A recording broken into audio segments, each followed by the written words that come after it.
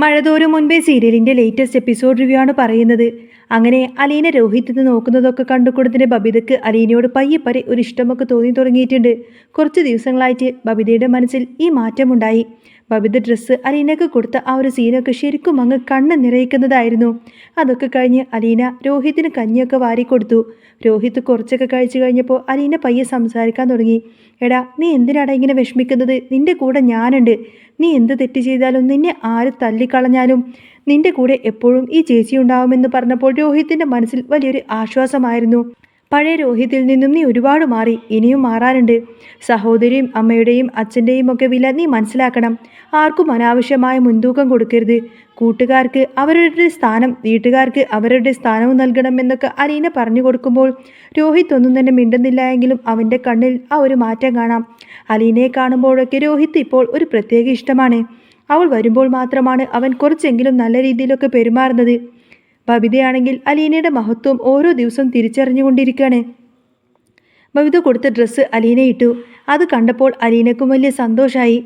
എന്നാലും ആ മനസ്സ് കാണിച്ചല്ലോ എന്നോർത്ത് അലീന നേരെ പോയി റൂമിലുള്ള ബ്രിജിത്താമ്മയുടെ ഫോട്ടോക്ക് മുന്നിൽ നിന്ന് പ്രാർത്ഥിച്ചു. അമ്മേ, എനിക്കെൻ്റെ അനിയൻ്റെയും അനിയത്തിമാരുടെയും ഒക്കെ സ്നേഹം കിട്ടിത്തുടങ്ങി. ഇനി എൻ്റെ അമ്മയുടെ സ്നേഹം കൂടി കിട്ടിയാൽ മതി. അച്ഛനില്ലാത്ത കുറവ് ഇപ്പോൾ എനിക്ക് തോന്നുന്നില്ല. ബ്രിജിത്താമ്മ പഠിപ്പിച്ചെന്ന വഴിയിലൂടെയാണ് ഞാൻ പോകുന്നത്. അവരുടെ സ്നേഹം ഞാൻ പിടിച്ചു വാങ്ങിച്ചതല്ല എന്ന് അലീന അവിടെ നിന്ന് പൊട്ടിക്കരഞ്ഞുകൊണ്ട് പറഞ്ഞു. ഇതൊക്കെ കണ്ട് കൃഷ്ണമോൾക്കും വലിയ അത്ഭുതമായിരുന്നു. ബബിതേച്ചിയുടെ ഡ്രസ്സ് അലീന ചേച്ചി ഇട്ടിരിക്കുന്നത് കണ്ടപ്പോൾ കൃഷ്ണമോൾ ചോദിച്ചു, ഇതെന്താ ബബിതേച്ചിയുടെ ഡ്രസ്സല്ലേ ഇത് എന്ന്? അതെ, അവൾ എനിക്ക് തന്നതാണ് എന്ന് അലീന പറഞ്ഞപ്പോൾ കൃഷ്ണമോൾക്ക് അത് വിശ്വസിക്കാനായില്ല. ബബിതേച്ചി ഇത്രയും അധികം മാറിയോ എന്ന് ആലോചിച്ചു പോയി. വൈജയന്തി അമ്മ എത്രയൊക്കെ പിള്ളേരെ സ്നേഹിക്കുന്നു എന്ന് പറഞ്ഞാലും ഒരമ്മ കൊടുക്കേണ്ട സ്നേഹമൊന്നും അവർക്ക് ഇതുവരെ കിട്ടിയിട്ടില്ല. എപ്പോഴും പട്ടാളക്കാരെ പോലെ ദേഷ്യപ്പെട്ടിട്ടാണ് വൈജയന്തി സംസാരിക്കുന്നത്. അത് ബബിതക്കും കൃഷ്ണമോൾക്കൊക്കെ മനസ്സിലാവുന്നുണ്ട്. അലീന ചേച്ചിയെ പോലെ ഒരാൾക്ക് ഇങ്ങനെയൊക്കെ ഞങ്ങളെ സ്നേഹിക്കാൻ കഴിയുമെന്ന് കൃഷ്ണമോൾ അലീനയെ കെട്ടിപ്പിടിച്ചുകൊണ്ട് പറഞ്ഞു.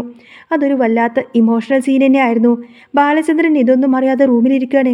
അലീനയും രോഹിത്തും തമ്മിലുള്ള ഈ ഒരു അടുപ്പം കാണിച്ചു കൊടുക്കാൻ വേണ്ടിയിട്ട് കൃഷ്ണമോൾ അച്ഛനെ വിളിച്ചുകൊണ്ട് വന്നു. അച്ഛ, ഒരു സൂത്രം കാണിച്ചു തരാമെന്ന് പറഞ്ഞ് അവിടെ വന്നിരിക്കുമ്പോൾ അലീന രോഹിതിന് കഞ്ഞി വാരി കൊടുക്കുന്നതാണ് കാണുന്നത്. ബാലചന്ദ്രൻ അത് കണ്ടിട്ട് ഒരുപാട് സന്തോഷമായി. ഇതിനിടയിൽ കൃഷ്ണമോൾ രോഹിത്തിനോട് ചില കാര്യങ്ങൾ പറഞ്ഞു കൊടുക്കുന്നുണ്ട്. രോഹിത്തേട്ടൻ നിരപരാധിയാണ്. ആ പെൺകുട്ടി കോടതിയിൽ പറയാൻ കാരണം അലീന ചേച്ചിയാണ്. അലീന ചേച്ചി എത്ര കഷ്ടപ്പെട്ടിട്ടാണെന്നറിയാമോ അവരെ പോയി കണ്ടത്? അവരുടെ വീട്ടുകാർ മണ്ണെണ്ണ ഒഴിച്ച് കത്തിക്കാൻ നോക്കിയിട്ടും അലീന ചേച്ചി പിന്മാറിയില്ല. പയ്യെ അവരെ ചങ്ങാതിമാരാക്കി സത്യം പുറത്തു കൊണ്ടുവന്നു. ഹരിയേട്ടൻ നിങ്ങളെ രണ്ടുപേരെയും ഒരുപോലെ തന്നെ ചതിക്കുമായിരുന്നു. അലീന ചേച്ചി ഇല്ലായിരുന്നുവെങ്കിൽ ഏട്ടൻ ഇപ്പോഴും കുറ്റവാളിയായി തുടർന്നേനെ. ഈ വീട്ടിലെ പണികളെല്ലാം ചെയ്ത് ഏട്ടൻ വയ്യാതെ കിടന്നപ്പോൾ ഛർദ്ദിച്ചതൊക്കെ വൃത്തിയാക്കി കൂടെ നിന്നത് അലീന ചേച്ചിയാണ്. നമ്മുടെ സ്വന്തം അമ്മ പോലും ചെയ്യാത്തതാണ് ചേച്ചി ചെയ്തത്. അതുകൊണ്ട് ചേച്ചി ഇനിയെങ്കിലും വെറുക്കരുത് എന്ന് കൃഷ്ണമോള് പറഞ്ഞു കൊടുത്തു. ഇതൊക്കെ കേട്ടപ്പോൾ രോഹിത്തിന് അലീനയോടുള്ള ബഹുമാനം കൂടി. ആദ്യം കഞ്ഞി കൊടുത്തപ്പോൾ തട്ടിത്തെറിപ്പിച്ച രോഹിത് ഇപ്പോൾ അലീനയുടെ സ്നേഹത്തിന് മുന്നിൽ അങ്ങ് കീഴടങ്ങിയിരിക്കുകയാണ്. ബാലചന്ദ്രൻ കുട്ടികളോടൊക്കെ എല്ലാം സംസാരിച്ചു. നിങ്ങളിപ്പോൾ പോകുന്ന ഈ വഴിക്കാണ് ശരി. അലീന ആരാണെന്ന് ഞാൻ പറഞ്ഞു തരുന്നതിനേക്കാൾ അവൾ അവളുടെ പ്രവൃത്തിയിലൂടെ തന്നെ നിങ്ങൾക്ക് കാണിച്ചു തന്നില്ലേ? അവളെ ഇനി വേലക്കാരിയായിട്ടോ നേഴ്സായിട്ടോ കാണരുത്. നിങ്ങളുടെ സ്വന്തം ചേച്ചിയായിട്ട് തന്നെ നിങ്ങൾ അവളെ കാണണം. നമ്മുടെ രക്തം തന്നെയാണ് അവൾ എന്ന് ബാലചന്ദ്രൻ അവരെ ഓർമ്മിപ്പിച്ചു. ഇതൊക്കെ കണ്ട് സഹിക്കാനാവാതെ ഒരാൾ അവിടെ ഉണ്ടായിരുന്നു. അത് വൈജയന്തിയാണ്. ബബിത അലീനയ്ക്ക് ഡ്രസ്സ് കൊടുത്തതും രോഹിത് അലീനയോട് അടുക്കുന്നതൊന്നും വൈജയന്തിക്ക് ഒട്ടും തന്നെ ദഹിക്കുന്നില്ല.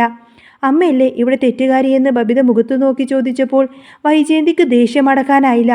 നീയും നിന്റെ അച്ഛനും ചേച്ചിയുമൊക്കെ കൂടി അവളെ എങ്ങനെ തലയിൽ കയറ്റി വെച്ചോ? ഞാൻ ഇവിടുന്ന് ഇറങ്ങിപ്പോയിക്കോളാമെന്ന് പറഞ്ഞ് വൈജയന്തി ബഹളം വെക്കാൻ തുടങ്ങി. പക്ഷേ കൃഷ്ണമോള് വിട്ടുകൊടുത്തില്ല. അമ്മക്ക് 40-45 വയസ്സായില്ലേ? 3 മക്കളില്ലേ? ഇച്ചിരെങ്കിലും ബോധം വേണ്ടേന്ന് കൃഷ്ണമോള് ചോദിച്ചു. അലീന കാരണം താൻ ഇവിടെ ഒറ്റപ്പെട്ടു പോകുന്നു എന്ന നോവിൽ വൈജയന്തി വല്ലാതെ വേട്ടയാടുന്നുണ്ട്. പിറ്റേന്ന് പുലർച്ചെ തന്നെ വൈജയന്തിയുടെ കലിപ്പ് വീടിൻ്റെ ഉമ്മറത്ത് അലതല്ലി. ബാലചന്ദ്രൻ ചായ കുടിച്ചുകൊണ്ടിരിക്കുകയാണ്. പെട്ടിയൊക്കെ അടക്കി പിടിച്ചു വെച്ച് വൈജയന്തി ഇറങ്ങാൻ നിൽക്കുന്നതാണ് കണ്ടത്.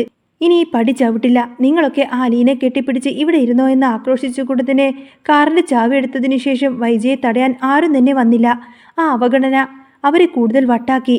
കാർ റിവേഴ്സ് എടുത്ത് ഗേറ്റിൻ്റെ പുറത്തേക്ക് ചീറിപ്പാഞ്ഞു പോകുമ്പോൾ അകത്ത് അലീന രോഹിത്തിന് മരുന്ന് കൊടുക്കുകയായിരുന്നു. അലീനയുടെ ഉള്ളിൽ വല്ലാത്തൊരു ഭയമായിരുന്നു. വൈജയന്തി ഇങ്ങനെ ഇറങ്ങിപ്പോകുമെന്ന് തൻ്റെ പേരിലാണല്ലോ എന്ന് ഓർത്തുകൊണ്ട് തന്നെ അവൾ ആകെ നീറിപ്പുകഞ്ഞു. എന്നാൽ ഉച്ചയോട് കാര്യങ്ങളൊക്കെ മാറി മറഞ്ഞു. പറമ്പിലെ തിരക്കിടയിൽ വൈജയന്തിയുടെ കാർ നിയന്ത്രണം വിട്ട് ഒരു ലോറിക്കങ്ങ് ചെന്നിടിച്ചു. പമ്പിലെ തിരക്കിനിടയിൽ വൈജയന്തിയുടെ കാർ നിയന്ത്രണം വിട്ട് ഒരു ലോറിക്ക് ഇടിച്ചു കയറിയെന്ന വാർത്തയാണ് വീട്ടിലെത്തിയത്. ബാലചന്ദ്രനും പിള്ളേരും ആശുപത്രിയിലേക്ക് ഓടിയപ്പോൾ അലീനയുടെ ഉള്ളുരുകി. ആശുപത്രിയിലെത്തിയപ്പോൾ കണ്ട കാഴ്ച വളരെയധികം ദയനീയമായിരുന്നു. വൈജയന്തിക്ക് ഒട്ടും ബോധമില്ല. രക്തം ഒരുപാട് ആവശ്യമുണ്ട്. വൈജയന്തിയുടേത് അപൂർവമായ ഓ പോസിറ്റീവ് ബ്ലഡ് ഗ്രൂപ്പാണ്. രോഹിത്തിന് വയ്യാത്തത് കൊണ്ട് തന്നെ അവന് രക്തം കൊടുക്കാൻ പറ്റില്ല. ബാലചന്ദ്രൻ ആകെ തളർന്നുപോയി. ആ സമയത്താണ് അലീന അങ്ങോട്ടേക്ക് ഓടി വന്നത്. അച്ഛാ, ഞാനുണ്ട്. എൻ്റെ ബ്ലഡും അമ്മയുടേതും ഒന്നു തന്നെയാണ്.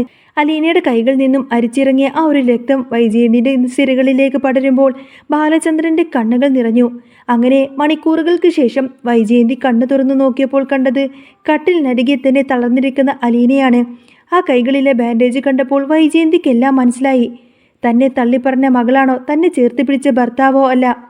തന്നെ തള്ളിപ്പറഞ്ഞ മക്കളോ തന്നെ ചേർത്ത് പിടിച്ച ഭർത്താവോ അല്ല. താൻ ചേർത്ത് പിടിച്ച ആ ചോരയാണ് ഇന്ന് തന്നെ ജീവിതത്തിലേക്ക് തിരിച്ചു കൊണ്ടുവന്നിരിക്കുന്നത്. വൈജയന്തിയുടെ കണ്ണുകളിൽ നിന്നും കണ്ണുനീർ ഒലിച്ചിറങ്ങി. അവർ മെല്ലെ അലീനയുടെ കൈ പിടിച്ചു. വാക്കുകൾ പുറത്തു വന്നില്ലെങ്കിലും ആ സ്പർശനത്തിൽ തന്നെ എല്ലാം ഉണ്ടായിരുന്നു. അന്ന് വൈകുന്നേരം ഡിസ്ചാർജായി വീട്ടിലേക്ക് എത്തിയ വൈജയന്തിയെ വരവേറ്റത് രോഹിത്തും ബബിതയും കൃഷ്ണമോളും ചേർന്നാണ്. പക്ഷേ ഇത്തവണ വൈജയന്തിയുടെ കണ്ണ് തിരിഞ്ഞത് അലീനയിലേക്കായിരുന്നു. ഉമ്മറത്ത് വിളക്ക് കൊളുത്തി നിൽക്കുന്ന അലീനയെ നോക്കിക്കൊണ്ട് തന്നെ വൈജയന്തി ഉറക്കെ വിളിച്ചു പറഞ്ഞു, മോളെ അലീനെ, നീ ഇങ്ങോട്ടേക്കൊന്ന് വന്നേ. ആ വീടിൽ ഒരമ്മയുടെ വാത്സല്യമുണ്ടായിരുന്നു. ഇത്രയും കാലം കെട്ടിപ്പൊക്കിയ വാശിയുടെയും പകയുടെയും മതിലുകൾ ആ ഒരൊറ്റ വിളിയോടുകൂടി അങ്ങ് തകർന്നു വീണു. ബാലചന്ദ്രൻ അലീനയെ ചേർത്ത് പിടിച്ച് അകത്തേക്ക് കയറ്റി കൊണ്ടുവന്നു. ആ വീട് ശരിക്കും ഇപ്പോൾ ഒരു വീടായി മാറിയിരിക്കുന്നു. അലീനയുടെ കണ്ണുനീർ പെഴുതു തോർന്നു. ഇനി അവരുടെ സ്നേഹത്തിൻ്റെ പുലരിയിലാണ് എല്ലാവരും ഒന്നിച്ചിരിക്കുന്നത്. കഞ്ഞി കുടിക്കുമ്പോൾ രോഹിത്തിൻ്റെ തമാശകൾക്കിടയിൽ വൈജയന്തി അലീനയ്ക്ക് ഒരു ഉരുള ചോറ് വാരിച്ചു കൊടുത്തു. അതായിരുന്നു അലീനയുടെ ജീവിതത്തിൽ കഴിച്ച ഏറ്റവും രുചിയുള്ള ഭക്ഷണം. ആ വലിയ കൊടുങ്കാറ്റിന് ശേഷം മഴ തോരും മുൻപേയിൽ ഇനി വരാൻ പോകുന്ന സൂപ്പർ അടിപൊളി ത്രില്ലിംഗ് എപ്പിസോഡുകളൊക്കെ തന്നെയാണ്. അപ്പോൾ നിങ്ങൾക്ക് ഈ ഒരു ചാനൽ ഇഷ്ടമാവുകയാണെങ്കിൽ സബ്സ്ക്രൈബ് ചെയ്യാനും സപ്പോർട്ട് ചെയ്യാനും മറക്കല്ലേ കേട്ടോ. നെക്സ്റ്റ് വീഡിയോ ഉടനെ വരാം. ബൈ.